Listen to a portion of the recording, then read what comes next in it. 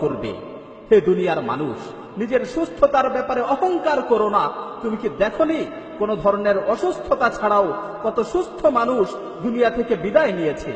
হে দুনিয়ার মোহে আচ্ছন্ন ব্যক্তি, আল্লাহর কসম করে বলছি, তুমি কবরে একাকী থাকবে, তোমাকে মাটি চাপা দিয়ে আসা হবে, তোমার এই সুঠাম দেহে কীট পতঙ্গ বাসা বাঁধবে। তোমার পূর্বে যারা দুনিয়া থেকে বিদায় নিয়েছে তাদের থেকে শিক্ষা গ্রহণ করো, তোমার পূর্বে যারা মৃত্যুবরণ করেছে তাদের থেকে শিক্ষা গ্রহণ করো।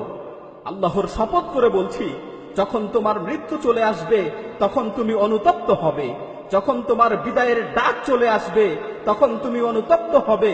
আল্লাহর কসম, তুমি সেদিন নামাজ না পড়ার কারণে অনুতপ্ত হবে, তুমি সেদিন অনর্থক কাজে সময় নষ্ট করার কারণে অনুতপ্ত হবে।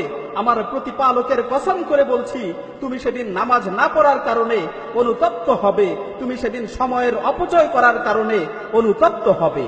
কিন্তু সেদিন তোমার এই অনুশোচনা কোনো কাজে আসবে না। তুমি আফসোস করতে করতে চিৎকার করে বলবে, রব্বির জিউন, রব্বির জিউন লাআল্লি আমালু সালিহান ফীমা তারাকতু। হে আমার প্রতিপালক, আমাকে দুনিয়াতে আবারও ফিরে পাঠাও। হে আমার প্রতিপালক, আমাকে দুনিয়াতে আবারও ফিরে পাঠাও। হে আমার প্রতিপালক, আমাকে দুনিয়াতে আবারও ফিরে পাঠাও, যাতে করে আমি দুনিয়াতে যে ভালো কাজগুলো করে আসতে পারি।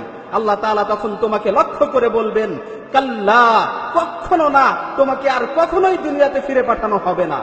অন্য আয়াতে এসেছে, যখন মানুষ ভালো কাজ করার জন্য পুনরায় আবার দুনিয়াতে ফিরে আসতে চাইবে তখন আল্লাহ তাআলা বলবেন, আওয়ালাম নুআম্মিরকুম, আওয়ালাম নুআম্মিরকুম মা ইয়াতাযাক্কারু ফীহি মান তাযাক্কার ওয়া জাআকুমুন নাযীর ফাযুকু ফামা লিয-যালিমিনা মিন নাসীর।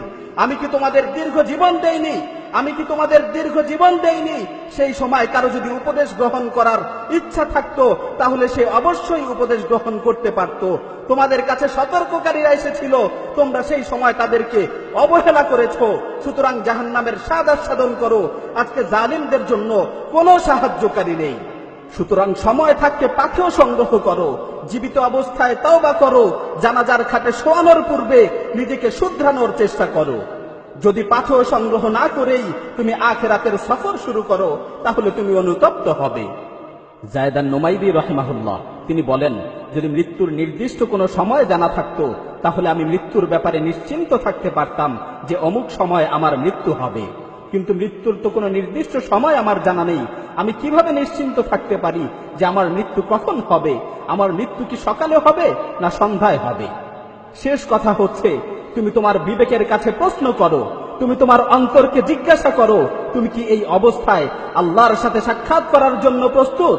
আজকে যদি তোমার মৃত্যু চলে আসে তাহলে তুমি কি মৃত্যুর সাথে সাক্ষাৎ করার জন্য প্রস্তুত? হে মৃত্যু সম্পর্কে উদাসীন ব্যক্তি, আগামীকাল তোমার মৃত্যুর ডাক চলে আসতে পারে। সুতরাং মৃত্যুর ব্যাপারে তোমার কি প্রস্তুতি রয়েছে? হে অনর্থক কাজে সময় নষ্টকারী, তুমি কখন জীবনের মূল্য বুঝবে? হ্যাঁ, তখনই তুমি জীবনের মূল্য বুঝবে যখন তোমার মৃত্যু চলে আসবে। হে দুনিয়ার মানুষ, আল্লাহকে ভয় করো। হে দুনিয়ার মানুষ, আল্লাহকে ভয় করো। যারা দুনিয়া ছেড়ে চলে গেছে তাদের থেকে শিক্ষা নাও।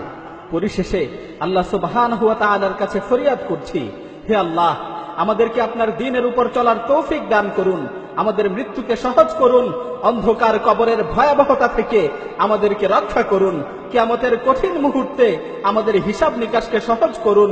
রব্বানা আতিনা ফিদ দুনিয়া হাসানাহ ওয়া ফিল আখিরাতি হাসানাহ ওয়া কিনা আযাবান নার। হে আল্লাহ, দুনিয়া ও আখিরাতে আমাদেরকে কল্যাণের জীবন দান করুন এবং আমাদেরকে জাহান্নামের আযাব থেকে রক্ষা করুন।